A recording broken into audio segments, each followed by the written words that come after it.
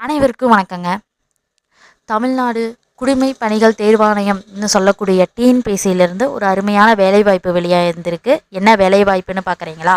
குற்ற வழக்கு துறையில் பணிபுரிய அரசு உதவி வழக்கு நடத்துனர் அப்படின்னு சொல்லக்கூடிய அசிஸ்டன்ட் பப்ளிக் ப்ராசிக்யூட்டர் கிரேட் 2 அதற்கான வேலைவாய்ப்பு அறிவிப்பு தாங்க 2/12/2025 அன்னைக்கு வெளியாகிருக்கு.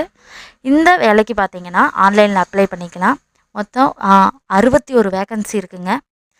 வயது 1/7/2025 படி 26 வயசு கம்ப்ளீட் ஆகிருக்கணுங்க. 36 வயசுக்குள்ளே இருக்கணும் அப்படின்னு சொல்லியிருக்காங்க. தகுதி நீங்கள் பிஎல் டிகிரி முடிச்சிருக்கணும்னு சொல்லியிருக்காங்க.